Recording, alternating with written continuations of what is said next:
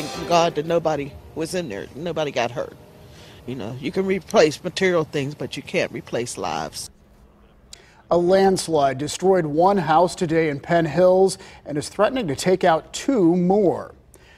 Mud and trees went right through the back of a house on Bramble Street. And that hillside is still moving and sliding down. John Shumway is live in Penn Hills this evening with the very latest. John.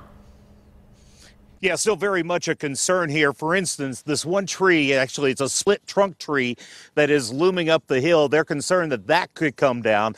And look at the one that's on the ground next to it, just to the right. That is about a 1.5 foot diameter tree that came down in the midst of all this and just shattered and split right here on the ground.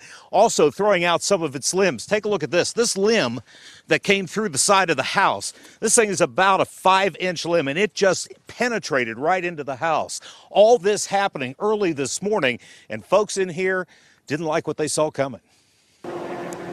The slide gives the impression of being surgically cut away from the backyards on Westminster Drive, released to gravity's pull, its power aimed at Deborah Parker Flowers' home. Oh my God. Oh my God.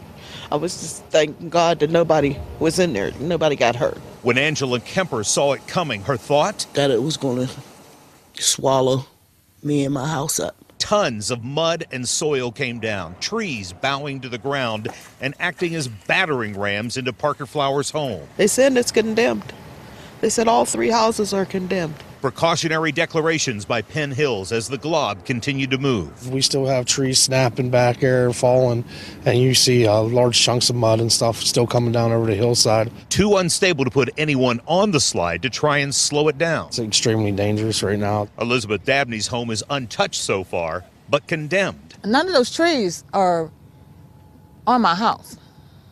Nothing fell over here on my house. Miller says Dabney's home could be impacted without warning. Everything's kind of leaning towards that direction. Those ordered out of their homes want someone to do something. Is the township going to build some kind of wall, or what's going to happen? The answer, less than satisfying. Just let the land dry out and let it stabilize itself and then figure out what you need to do in the future. Yeah, and out of concern that more might happen, the folks here have they moved a dryer over against what is the former smashed window. They got a dryer here, they've got plywood, all trying to keep this big branch that is driving its way under the deck from coming further into the house. They're also concerned there's a lot of critters around here. They don't want any critters getting in the house. Stabilize at some point, and at that point, Penn Hills can decide whether or not these homes may be inhabitable in the future. Live in Penn Hills, John Shumway, KDKA-TV News.